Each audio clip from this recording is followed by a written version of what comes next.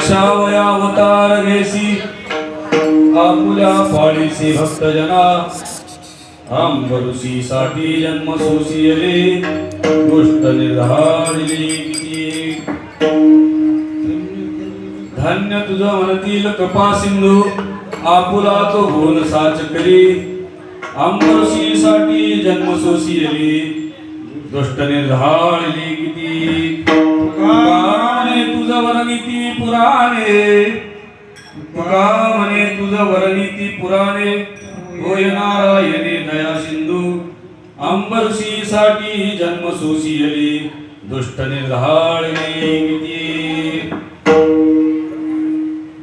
महायोग पीठे तटे भीमरत्यम वरम पुंडलिकाय दातु मुनिंद्रे समागष्ट तिष्ठन्तमानंद कंदम परब्रह्मलिंगम अधिपांडुरंगम समचरण सरोज साननीला बुधाम जगननीत पानि मंडनम मंडनानाम तरुण तुलसी माला कंजनम कंजनेत्रम सरयदवलहास्य श्री विठ्ठलं चिंतयामि श्री विठ्ठलं चिंतयामि अगा विठ्ठला राजया पांडुरंगा नमो रुक्मिणी माऊली ज्ञानगंगा नमो पुंडलिका नमो चंद्रभागा नमस्कार माझा रुक्मिणी पांडुरंगा पांडुरंगा करू प्रथम नमन दुसरे चरण संताची या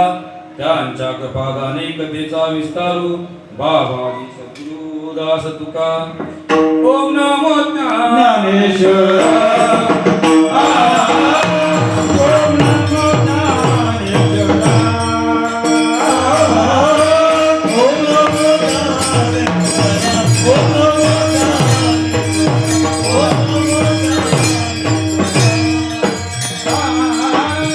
ओम नमो ज्ञानेश्वरा ओम नमो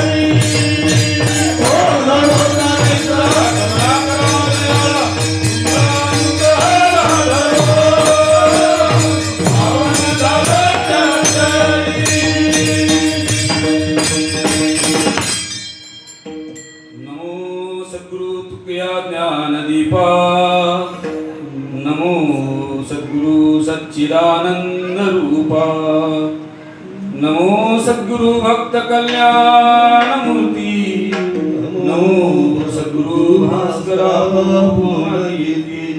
मनुष्या रूपे रागवे ख्याती केली शिळा शिखरे सागरी तारेली तुका स्वामी हा पूर्ण ब्रह्म प्रकाशी जळी रक्षिले निर्जीव कागदासी महाराज हा जन्मला मृत्यू रोकी तुझी उपमाना डळे हरोकी भवसिंधुसी बांधिलासे तुझेने अनाथा दिनाकारणी तू गयाने तुका वासला मानवी वेशधारी परिहारिला विग्रही निर्विकारी स्वये श्री हरी व्यापकू सर्व जीवा तुका तुची हा परब्रह्म ठेवा दया पूजिले आदरे पांडुरंगे विमानस्थ केले प्रयाण प्रसंगी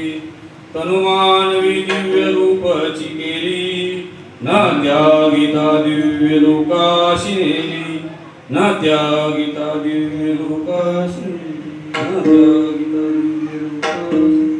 जेने हा धर्म जितविलाची बळी तो संभाजी दान नवाळी कावतरला जेची कुळी दया छत्रपतीची चरण कमळी साष्टांग नमन करीत सो ठरा ठरा ठरा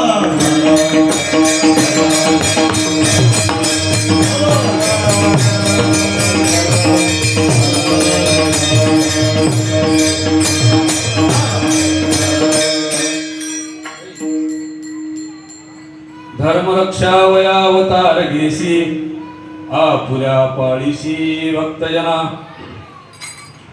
प्रस्तुत प्राप्त प्रसंगी प्राप्त स्थळी सेवेकरता घेतलेला अभंग देहूचे संत श्रेष्ठ जगद्गुरु तुकोबराय यांच्या गात्यातील देवाच्या अवताराची मीमांसा करणारा हा अभंग आजच्या ह्या रामनवमीच्या कीर्तनानिमित्त आपण या ठिकाणी सेवेसाठी घेतलेला आहे. सेवेला प्रारंभ करण्याआधी थोडासा परिहार देतो आणि परिहार देणं हे अगत्याचं समजतो, कारण का गेले 8-15 दिवस झालं हे माऊली भजनी मंडळानं त्या ठिकाणी हे धावपळ करून असं सुंदर असं हे नियोजन केलेलं आहे. प्रथमतः त्या माऊली भजनी मंडळाचे मी आभार व्यक्त करतो की त्यांनी मला त्या कीर्तनाची सेवा दिलेली आहे. दुसरं म्हणजे त्या ठिकाणी आमचे मृदंगाचार्य त्यांचं नाव महाराष्ट्रातच नाव आमचे राहुल महाराज त्यांचं सुद्धा त्या ठिकाणी मी आभार व्यक्त करतो. आणि आमचे आता या ठिकाणी सुंदर अशी चाल यांनी म्हटली आमचे काका आमचे गुरु म्हणलं तर काही हरकत नाही, कारण आज मी ज्या ठिकाणी तुमच्या समोर उभा आहे की त्यांचाच आशीर्वाद आहे. अजून त्या ठिकाणी आम्ही स्वरात बसलेलो नाही, परंतु जे मी काय उभारायचं सामर्थ्य आलेलं आहे ते आमचे शिवाजी काका, आमचे चंदू मामा असतील, आमचे दादा, या सगळ्यांच्या समोर त्या ठिकाणी आज उभारलेलं आहे. जे बी काय त्या ठिकाणी भगवंत कृपा घालील किंवा कृपा करेल त्याप्रमाणे मी अभंग सोडवण्याचा प्रयत्न करणार आहे आणि याची कीर्तन सेवा करण्याचा प्रयत्न करणार आहे. घ्यावी घ्यावी माझी भैया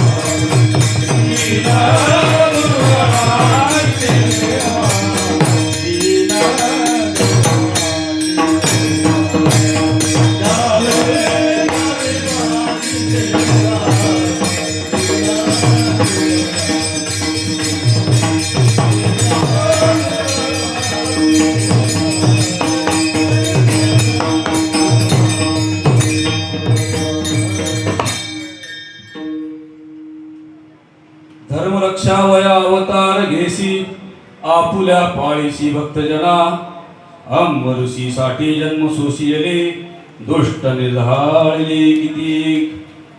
धन्य तुझं कृपा सिंधू जगद्गुरु तुकाराम महाराज या अभंगातून आपल्याला भगवंताच्या अवताराची त्या ठिकाणी कारण मीमांसा करतात. भगवंत अवतारा काय येतो? महिला मंडळ जरा पुढे सरकत का? आता पुढे सरका तुम्ही, सरका जागे. पुरुष मंडळी पुढे सरका. शिवाजी मामा सरका पुढे. महिला मंडळासारखा पुढे नाही तू इकडे बैस, खाली बैस. तू नाही रोज काय करू? त्याला काय करू तू बैस तू बैस खाली. भगवंताचा अवतार आहे आज त्या ठिकाणी. खरंच त्या ठिकाणी आपल्या भाग्याचा उदय आहे. आणि आज प्रभू रामचंद्राचा जन्मदिवस आहे आणि आपल्या सप्ताहाचा 49वा वर्ष आहे. ज्याही ठिकाणी त्या ठिकाणी सप्ताह चालतो, सप्ताह करणं काय अवघड गोष्ट नाही. 4 माणसं एकत्र झाली, एखादं स्थळ निवडलं, पैसे गोळा केले की सप्ताह सुरू होतो. सप्ताह सुरू करू शकतात. परंतु जो सप्ताह 50 वर्ष 60 वर्ष चालतो त्या ठिकाणी भाव लागतो, भक्ती लागते आणि निष्ठेची त्या ठिकाणी ताकद लागते. आज 49 वर्ष जर त्या ठिकाणी हा सप्ताह जर चालू असेल तर पूर्वजांचा आमचा आशीर्वाद आहे. तात्यांनी त्या ठिकाणी निवले सेरोप लाविले झाली, त्याचा वेणू गेला गगनावर. असा त्या ठिकाणी सुंदर असं नियोजन करून हा सप्ताह आणि आपण 49व्या वर्षात कीर्तन करतोय. खरंच आपण भाग्यवान आहे. जगद्गुरु तुकाराम महाराज भगवंताच्या अवताराची कारणमीमांसा करताना सांगतात, धर्माचं रक्षण करण्यासाठी भगवंत अवताराला येतो. फक्त देवाचं काम तेवढंच आहे का? नाही. धर्माचं रक्षण करतो, भक्ताचं पालन पोषण करतो आणि दुष्टाचा संवाद करतो. मग याचा अर्थ की भगवंत फक्त 3 कारणासाठीच खाली येतो. एक तर धर्मावर ज्यावेळेस संकट येते, धर्मावर ज्या वेळेस ग्लानी येते त्यावेळेस यदा यदा हि धर्मस्य ग्लानी भवति भारत अभ्युत्थानं धर्मस्य तदात्मजं सुजाम्यहं परित्राणाय साधूनां विनाशायस्त दुष्कृतं धर्म संस्थापनार्थाय शंभवामि युगे युगे. भगवंत ज्या वेळेस धर्मावर संकट येतो, ज्या वेळेस त्याच्या भक्तावर त्या ठिकाणी संकट येतं, त्यावेळेस त्या दुष्टाचा नाश करण्यासाठी भगवंत अवताराला येतो. कारण काय भगवंताचं ब्रीदच आहे. घेऊन या चक्रगदा हातची धंदा भक्ताला ते पायापाशी दुष्टनाची संवाद. दुर्जनाची संवाद. जे दुर्जन आहेत त्याचा संवाद करण्यासाठी भगवंत येतो.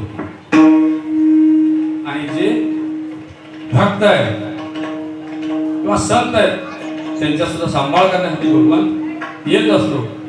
अनेक कल्पामध्ये हा भगवंताच्या अवताराची वेगवेगळी कारण सांगली आहेत. आता मुळातच तुम्हाला धर्म म्हणजे काय कळायला पाहिजे.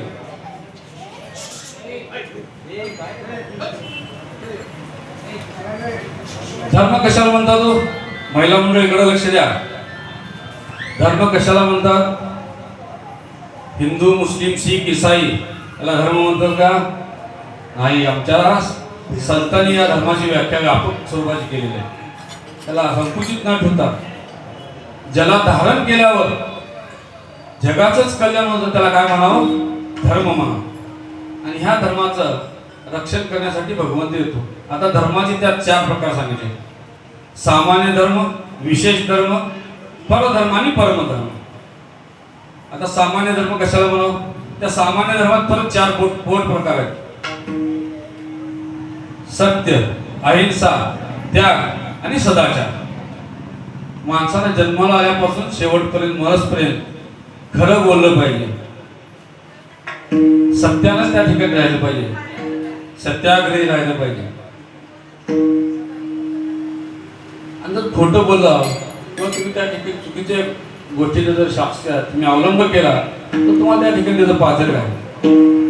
खरं बोलणं खरं तर आता कलियुगात लईच अवघड झालंय. कोणच खरं बोलत नाही. मोबाईल घेतात, याला कडे लवकर कुठं आलोच इथं आश्रयात म्हणतो, कुमट्यातच असते सांगतात आश्रयात.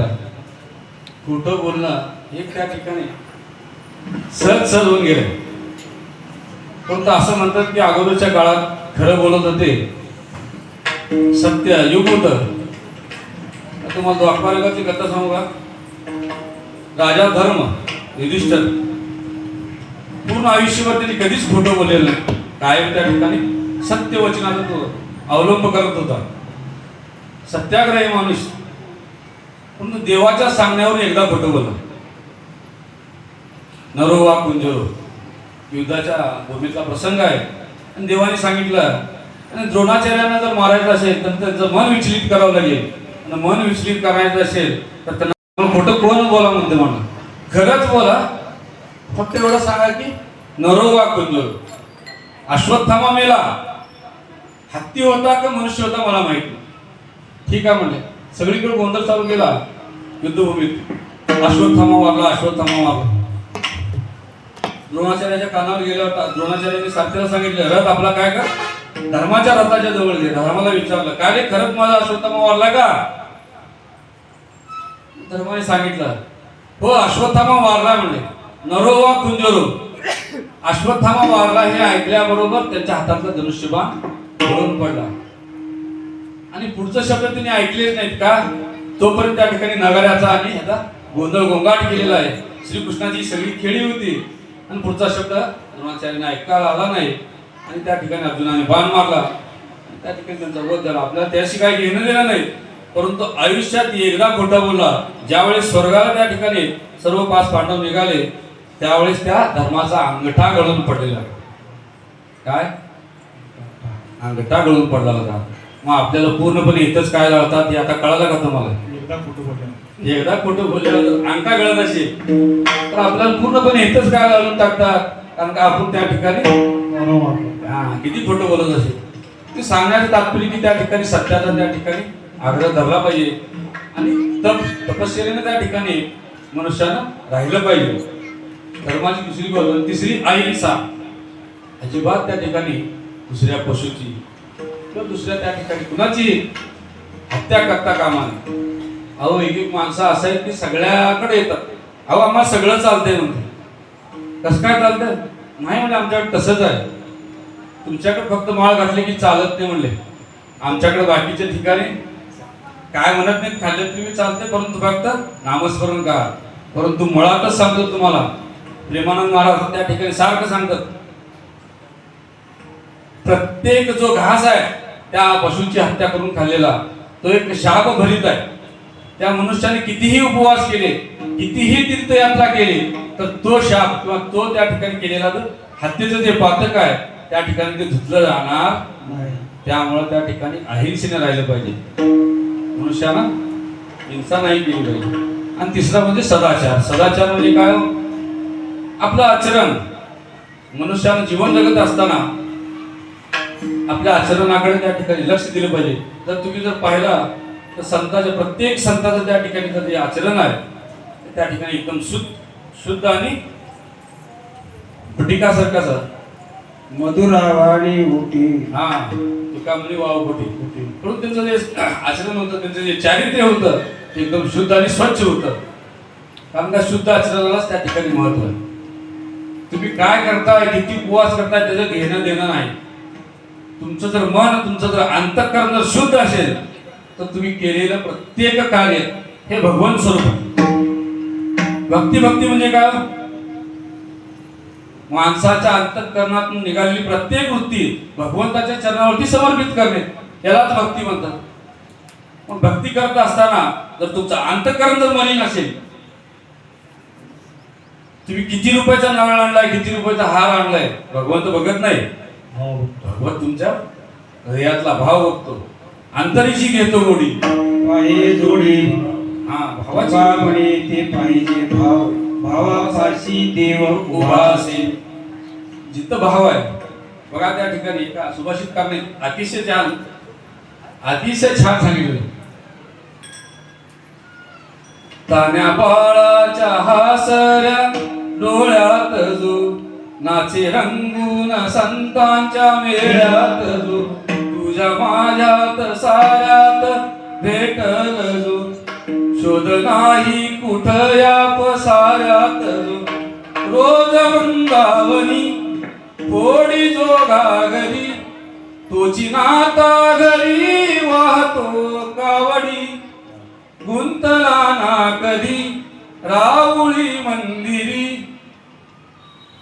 बाप झाला कधी झाला माऊली भाव भोळा जिथे धावतो हा तिथे भाव नाही तिथे सांग धावल का बघ उघडून दादा अंतरंगातला देव पावल का बघ उघडून दादा अंतरंगातला देव पावल का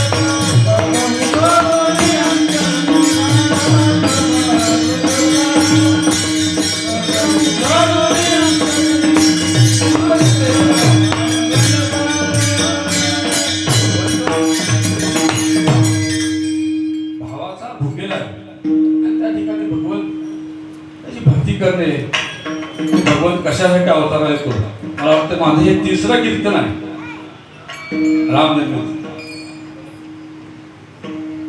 प्रभू रामचंद्राच्या जन्माचं तुम्हाला थोडक्यात त्या ठिकाणी कारण सांगा म्हणजे तुमच्या लक्षात येईल एकदा तुम्ही काय करा एकदम शांत बसू नका एकदा मुखानं नामस्मरण करा विठ्ठला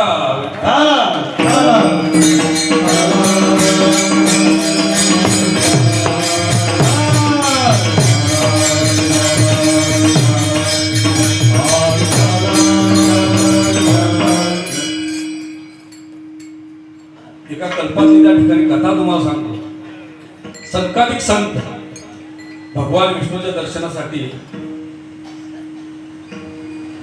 वैकुंठाला गेली होती आणि त्यांना त्या ठिकाणी वैकुंठाची जे द्वारपाल आहे जय विजय यांनी अडवलं थांबवलं कुणाच्या सांगण्यावर भगवंतांनी सांगितलं की कुणालाच त्या ठिकाणी हात सोडू नको संकालिक संत म्हणजे त्या ठिकाणी सामान्य नव्हते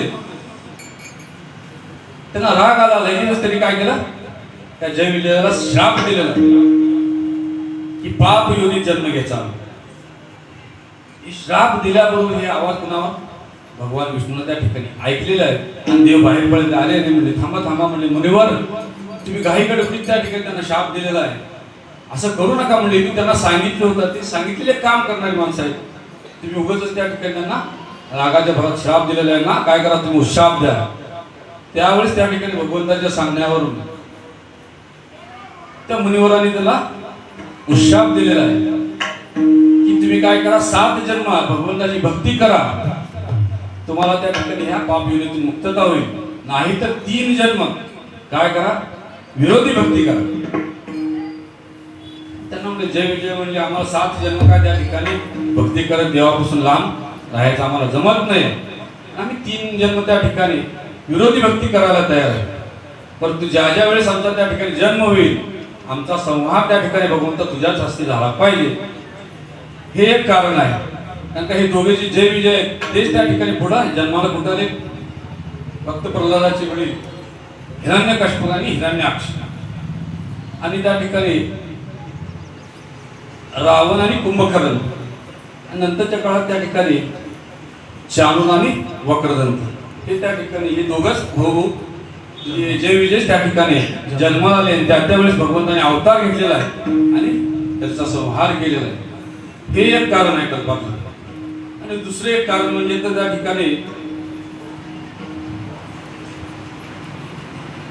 जालिंदर नावाचा एक राक्षस होता त्याच्या पत्नीचं नाव काय होतं वृंदा वृंदा अतिशय त्या ठिकाणी पतिव्रता होती आणि त्या वृंदेच्या पातिव्रतेच्या सामर्थ्यावर हा काय करू लागला सगळीकडे उत्पाद करू लागला कुठेही त्या ठिकाणी यज्ञ या कर्म नाही काय नाही आणि स्वर्गावर सुद्धा त्या ठिकाणी स्वारी करू लागला स्वर्गात सर्व देव काय करू लागले भगवान शंकराकडे धावत पळत गेले आणि शंकराने त्या ठिकाणी लगेच त्रिशूळ काढलेला आहे आणि त्या जालिंदरला मारण्यासाठी गेले 1 महिना युद्ध चालू झालं पण तो जालिंदर काय मरत नव्हता जालिंदर का मरेना भगवान विष्णूने त्या ठिकाणी विचार केला पाहिलं 1 महिना झालं युद्ध चालू आहे जालिंदर का मरेना त्याच्या मुळाशी गेले तुम्ही पाहिलं तर त्याच्या पत्नीचे जे पातिव्रत्य आहे त्या पातिव्रत्याच्या सामर्थ्यावर हा मरत नाहीये पातिव्रत्य कमी केलं पाहिजे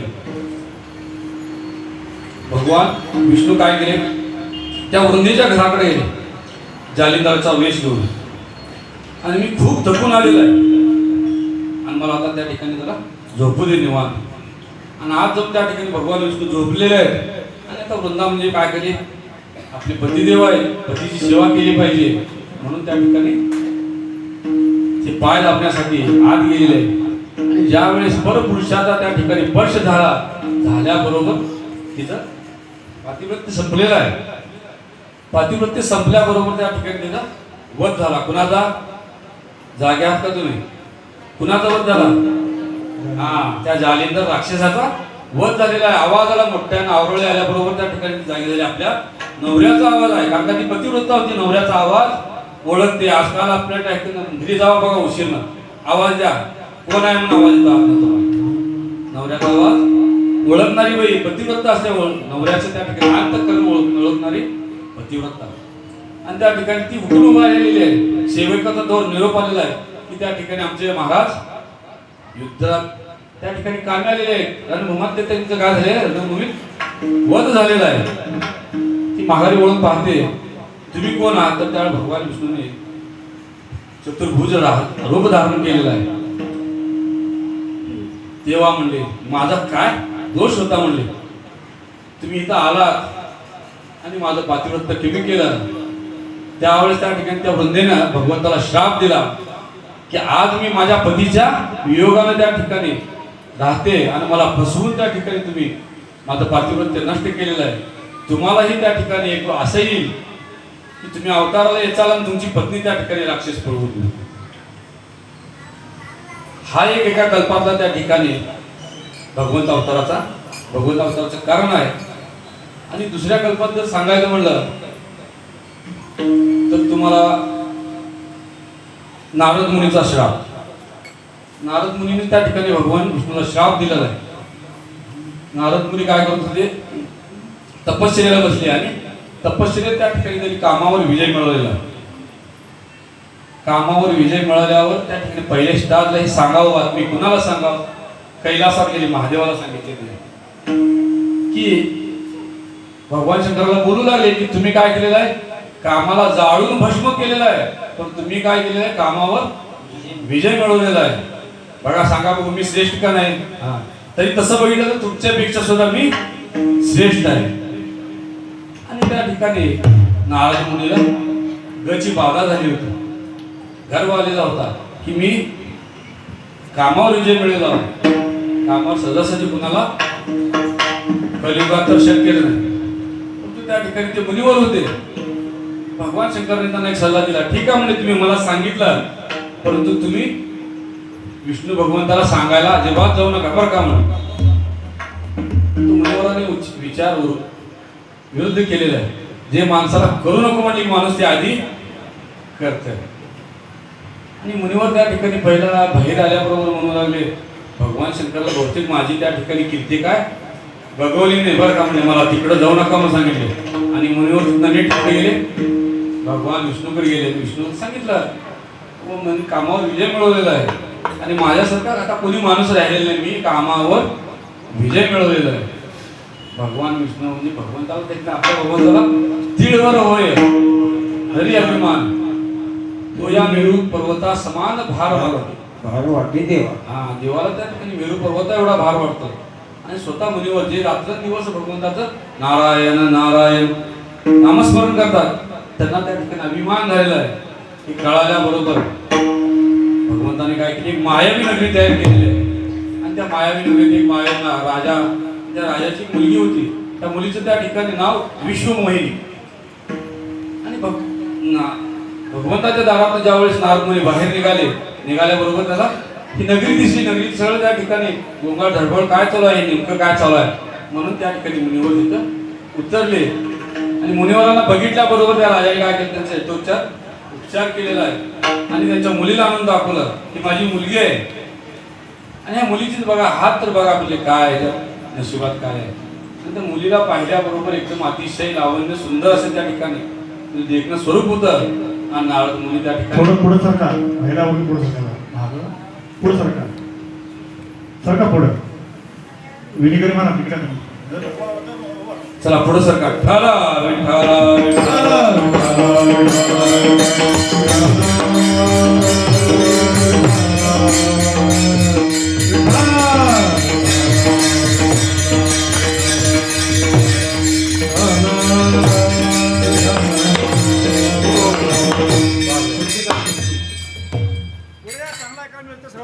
खुर्ची काढ ना, खुर्ची.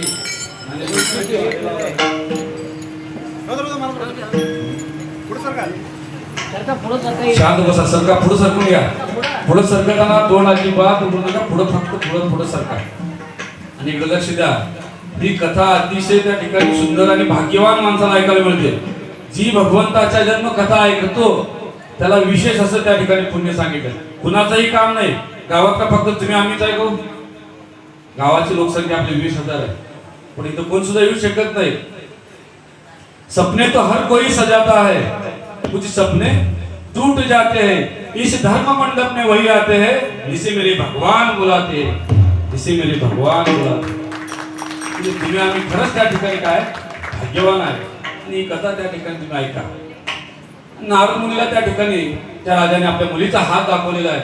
मुलीला त्या ठिकाणी पाहिल्याबरोबर त्या ठिकाणी त्यांना त्या ठिकाणी विचार बदललेला आहे. ते कामातून झालेले आहेत.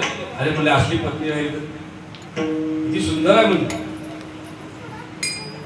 हात पाहिल्याबरोबर त्या ठिकाणी त्या हातात काय लिहिलं होतं, जो त्रैलोक्याचा जो स्वामी आहे तो हिचा पती आहे. परंतु कामातून झाल्यामुळे त्यांना वाचताना दुसरं लक्षात आलं की हिचा जो पती होईल तो त्रैलोक्याचा स्वामी होईल. त्रैलोक्याचा स्वामी व्हायचा आपल्याला ही संधी आहे. कशाला सोडायचे. तुम्ही काय करा म्हणजे वर करा. जो सगळ्यात सुंदर आहे त्या सुंदर त्या ठिकाणी राजासोबत तिथं लग्न लावून द्या. कुणी सुचवलं हे, नारद मुनी. ठीक आहे म्हणजे तुम्ही सांगितल्याप्रमाणे आम्ही ही तारीख काढून त्या ठिकाणी यांचं काय स्वयंवर ठेवू. नारद मुनी लगेचच कुठे गेले, भगवान विष्णूकडे गेलेले. नारायण नारायण, जो आम्ही रात्रंदिवस तुमचं नामस्मरण करतो. आतापर्यंत केव्हा काय मागितलं का नाही. मी निस्वार्थी माणूस आहे. मग बोला म्हणजे काहीतरी मागा. तुमच्या पुण्याचं लय भार झालाय माझा. म्हणजे मला तुमचं स्वरूप द्या म्हणजे हरी स्वरूप द्या म्हणजे. हरी स्वरूप द्या काय कशासाठी पाहिजे नाही. देवा म्हणलं मी लई पंचायत करता म्हणून सांगायचं नसतं. म्हणजे हे काम झाले की तुम्हाला सांगतो. पण तुम्ही पट दिवशी मला काय करा, हरी स्वरूप प्रदान करा म्हणजे.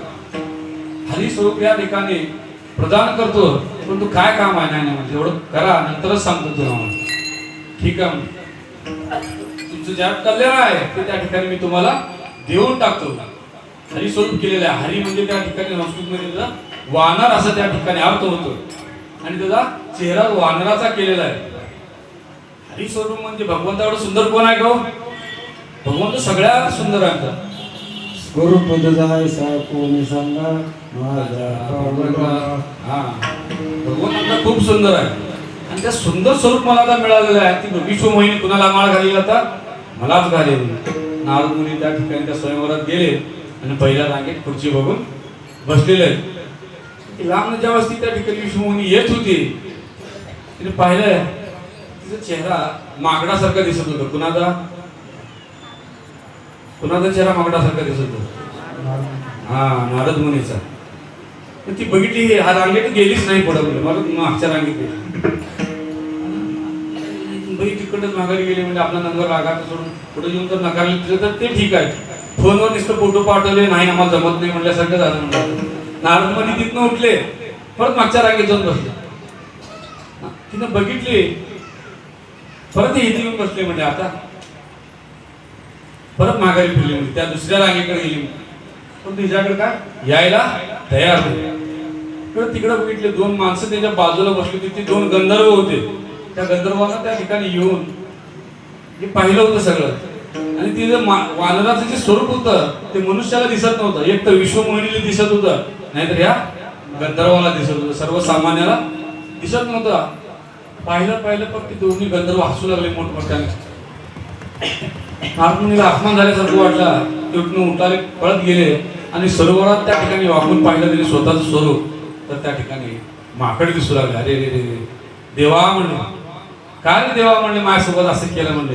रात्रंदिवस मी त्या ठिकाणी भगवंता तुझं नामस्मरण करतो. नारायण नारायण असं का केलं असेल एवढं बोलच पर्यंत त्या ठिकाणी ब्राह्मण वेशात स्वतः भगवंत आलेले आहेत आणि त्या ब्राह्मणाला त्या विष्णुमोहिनीने हार घातलेला आहे. एका बाजूला सत्यभामा आणि एका बाजूला ही विष्णुमोहिनी दोन्ही हातात धरून भगवंत चाललेले आहेत.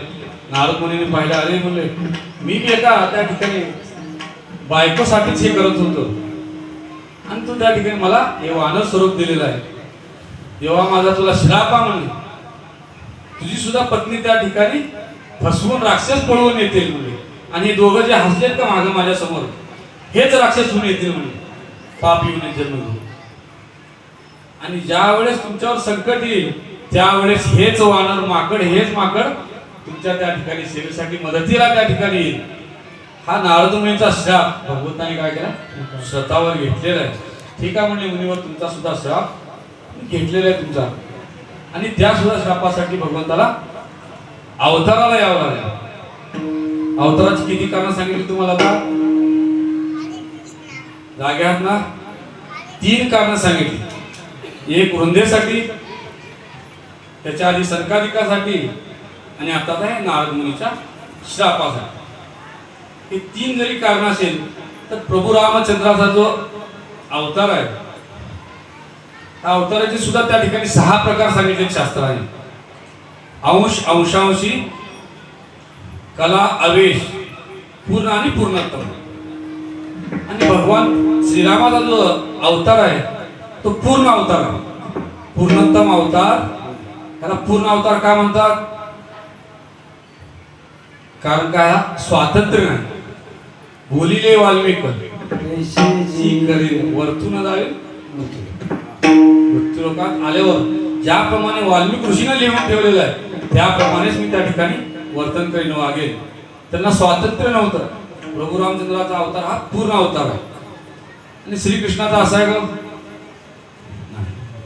खोटं बी बोलणार, चोऱ्या बी करणार, सांगणार बी तेनाच. दुर्योधनाला लंगोटी घालायला कोणी सांगितले ते? श्रीकृष्णांना सांगितले. अरे नागडा जातोस का काय म्हणे. म्हणजे सगळ्या बाबतीत त्या ठिकाणी श्रीकृष्ण असावी वागू शकत होता असावी म्हणून तो देहुडा चरणी. आणि प्रभू रामचंद्राचं असं नव्हतं. एक पाय पुढे एक पाय मागे आणि हातात धनुष्य बाण घेऊन उभारलेले आहे. एक बाणी एक पत्नी आणि एक वचन असं रामाचं त्या ठिकाणी चरित्र आहे. आणि त्या चरित्राला त्या ठिकाणी सुरुवात करण्यासाठी किंवा सुरुवात करायच्या अगोदर आपण एकदा प्रेमानं त्या ठिकाणी त्या भगवंताचं काय करूया भजन करूया. विठोबा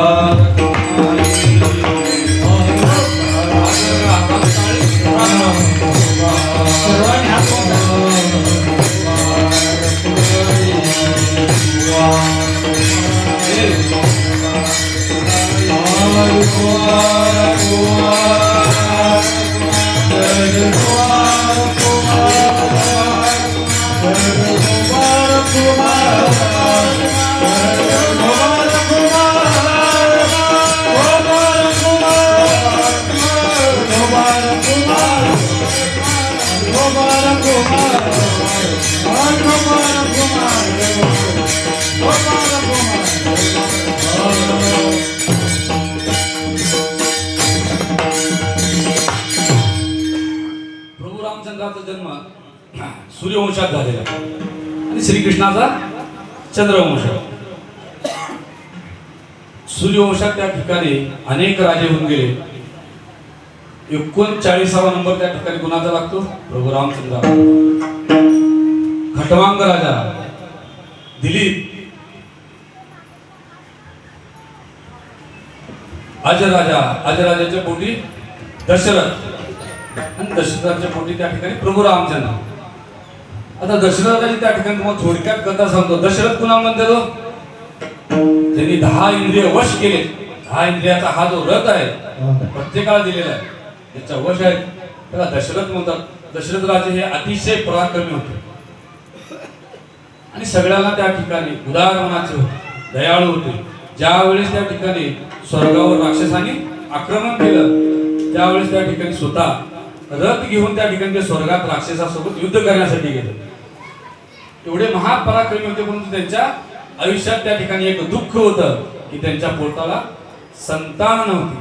त्यांना 3 राण्या होत्या, परंतु पोटी संतान नसल्यामुळे त्या ठिकाणी ते काय होते, दुःखी होते. ज्यावेळेस त्या स्वर्गाची स्वारी संपली, खाली आलेले आहे, तिने सगळं हे दुःख व्यक्त केलेलं आहे. आणि वशिष्ठांना सांगितल्यावर वशिष्ठांनी सांगितले की आपण काय करू, पुत्र कामिष्टी यज्ञ करू. पुत्र कामिष्टी यज्ञ केल्यावर तुम्हाला 100% त्या ठिकाणी चांगल्या गुणवान पुत्राची त्या ठिकाणी प्राप्ती होईल. आणि पुत्र कामिष्टी यज्ञ करण्याच्या आधी काय करावं लागतं, जनिक त्या ठिकाणी म्हणजे यज्ञ करणार आहे त्याला जंगलात जाऊन आधी 3 श्वापदाची शिकार करावी लागते. आणि दशरथ राजा शिकारीसाठी जंगलात गेलेला आहे.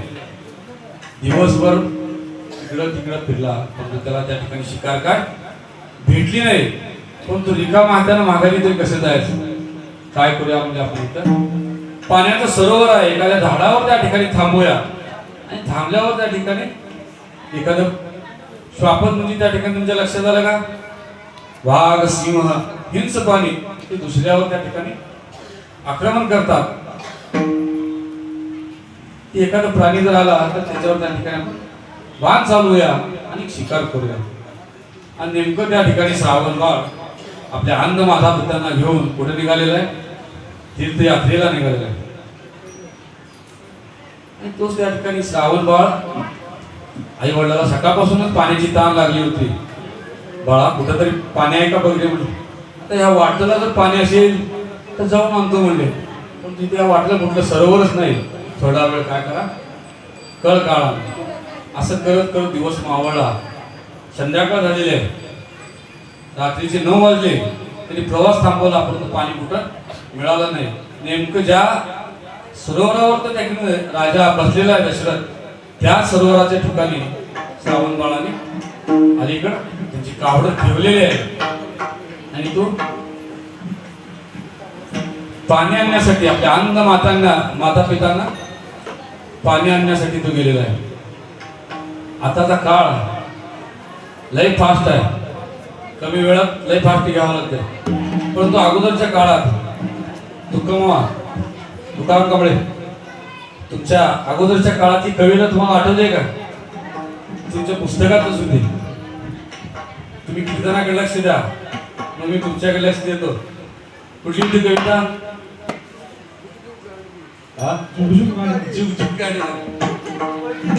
श्रावण बाळाची कविता होती तुम्हाला. शराला तो धावून आला काळ, विवळला श्रावण बाळ, ही आई गे अर्थ फोडूनी हाक, तो पडला जाऊनी झोक. हे राजाच्या श्रवणी करुणावाणी, हृदयाचे झाले पाणी. त्या ब्राह्मण पुत्र बघोनी, शोकाकुल झाला नृमनी. आसवे आणुनी नयनी, तो गहिवरला अंत तुझ्या नाशाला. मी कारण पापी बाळा, मग गहिवरुनी नृपास बोले बाळ. तुम्ही कशी साधली वेळ, मम म्हातारे माय बाप तानेली. तरू खाली आसतील बसली, कावड त्यांची घेऊन मी काशीला. चाललो तीर्थयात्रेला, अनाया निर्मळ वारी. आलो या कासारी, ही लगबग भरुनी झाली. जव परत फिरे तव तुमचा शर आला. या उरात ऋतुनी बसला.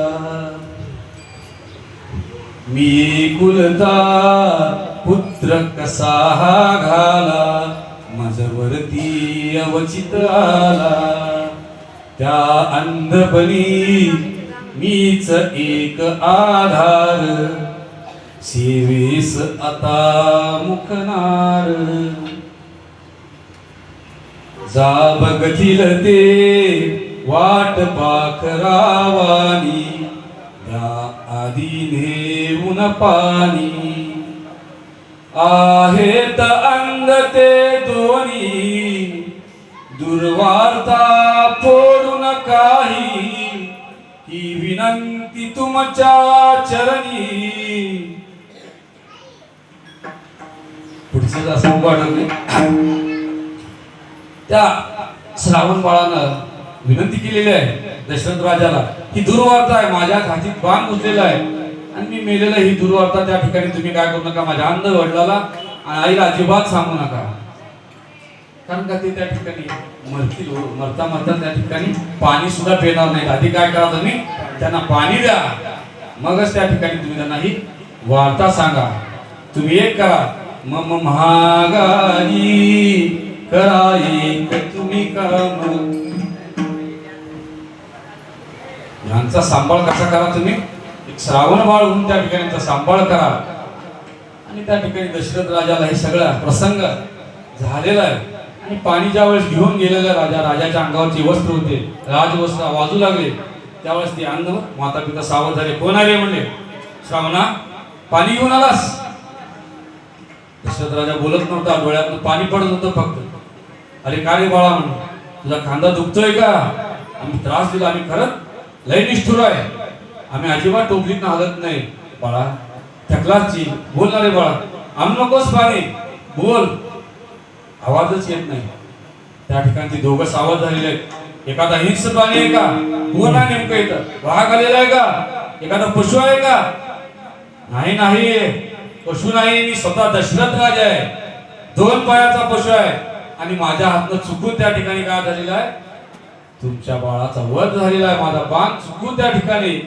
तुमच्या श्रावणाला लागलेला आहे अरे रे रे रे सांगायला आलाच नाही पहिला पाणी प्या अजिबात पाणी पिणार नाही ज्याने आमच्या पुत्राचं वध केलेला आहे त्याच्या हातनं तर आम्ही अजिबात अहो आमचा तो पुत्र नव्हता नावाला पुत्र असेल पण तो आमचा माता पिता होता माझे आई वडील होता आमची सगळी सोय कोण करत होता तो आमचा श्रावण करत होता त्या श्रावणाला त्या ठिकाणी तुम्ही मारलेला आहे आम्ही आमच्या पुत्र युगात त्या पुत्राच्या वियोगातच आम्ही प्राण सोडू पाणी तुझा अजिबात पिणार नाही मरता मरता त्या ठिकाणी त्यांनी श्राप दिलेला आहे तुला 4 पुत्र होतील म्हणजे परंतु तुझ्या अंतकालात एक सुद्धा समोर तुझ्या जवळ त्या ठिकाणी राहणार नाही राजा अतिशय दुःख झालेला आहे राजा धडपडत आलेला आहे आणि त्या ठिकाणी कौशल्याच्या महालात गेलेला आहे 3 राणे असून सुद्धा कौशल्याच्याच महालात का त्या ठिकाणी बरं वाटतं ज्या ठिकाणी अंतःकरण मोकळं करावं वाटतं त्या ठिकाणीच तो राजा जात असतो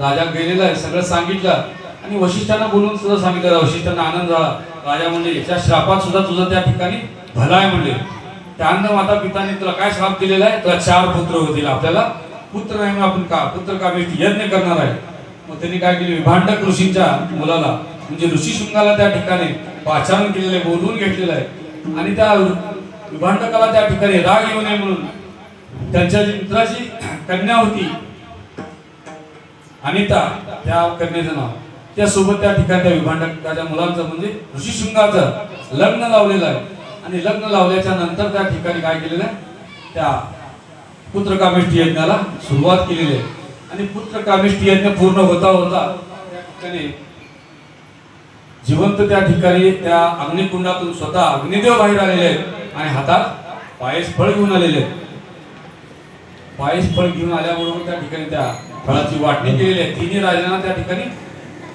3 भाग करून दिलेले आहेत पहिला कौशल्याला दिला सुमंत्रीला दिला आहे नंतर तिसरा कैकलीला दिला कैकई मात्र त्या ठिकाणी दिसायला अतिशय सुंदर होती आणि त्याला ठिकाणी त्या सुंदरपणाचा अभिमान होता सुंदरपणाचा अभिमान आणि त्या अभिमानामुळे त्या ठिकाणी राग आलेला आहे राग जर मनात आला एखाद्या वेळेस आपल्याला जर प्रसाद मिळाला तो प्रसाद आपण काय केला पाहिजे लगेचच ग्रहण केला पाहिजे विचार करत की पण त्या ठिकाणी विपत्ती येऊ शकते आणि तसं झालेलं आहे घार आलेले आहे आणि त्या घाणीनं तो पिंड उचललेला आहे आणि नेऊन त्या अंजनीच्या त्या ठिकाणी तपासाठी त्यांच्या हातात नेऊन त्या ठिकाणी ते दिलेला आहे. तो भाग वेगळा, परंतु आता इकडं 2 राण्यांच्या हातात प्रसाद आहे. एका राणीला प्रसादच नाही, त्यांनी स्वतःचा थोडा अर्धा भाग त्या कैकेयीला दिलेला आहे आणि त्यापासून त्या ठिकाणी त्यांना काय झालेले गर्भधारणा त्या ठिकाणी झालेले आहे. गर्भधारणा झाल्यावर त्या ठिकाणी त्याची जे वशिष्ठ मुनी होते त्यांना सांगू लागले की राजाला की तुम्हाला त्या ठिकाणी ह्या पत्नीचं किंवा तुमच्या राण्याचं डोहाळ पूर्ण केलं पाहिजे. डोहाळ हट्ट तेव्हापासून आहे, आतापासूनच नाही. बालसंस्कार तेव्हापासून आहे. गर्भात ज्यावेळेस त्या ठिकाणी मूल असतं त्यावेळेस महिलांनी काय केलं पाहिजे? धर्मशास्त्राईचे डोहाळे पुजारा, धर्मशास्त्राईचे डोहाळे पुजारा, धर्मशास्त्राईचे डोहाळे पुजारा, धर्मशास्त्राईचे डोहाळे पुजारा, त्यांचे पुरवाय मनोरथ, त्यांचे पुरवाय मनोरथ, धर्मशास्त्राईचे डोहाळे पुजारा, धर्मशास्त्राईचे डोहाळे पुजारा.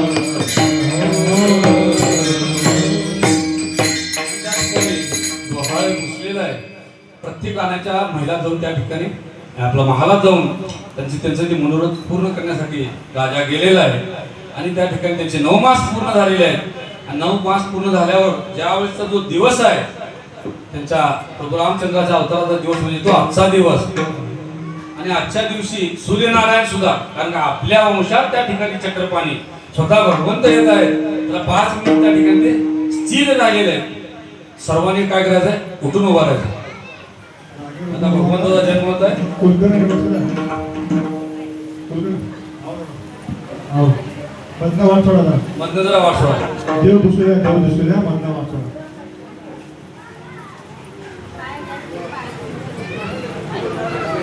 सर्वांना फुलं मिळाली का? समोर या. कुंडलिका विठ्ठल श्री